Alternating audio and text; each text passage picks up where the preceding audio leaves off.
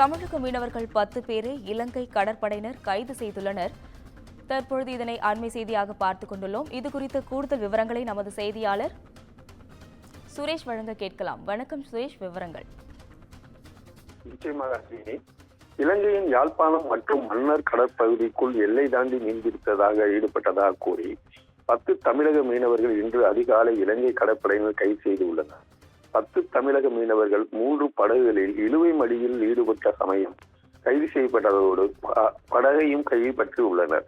கைது செய்யப்பட்ட மீனவர்கள் மன்னார் மற்றும் காங்கேசன் கடற்படை தளத்திற்கு அழைத்து வரப்பட்டுள்ளனர். இவ்வாறு கொண்டு வரப்பட்ட 10 தமிழக மீனவர்களையும் யாழ்ப்பாணம் மற்றும் மன்னார் பகுதியில் வைத்து விசாரணை நடத்தி வருகின்றனர். இது முதல் கட்ட தகவலாக தெரிய உள்ளது. அஸ்வினி, விவரங்களுக்கு நன்றி சுரேஷ்.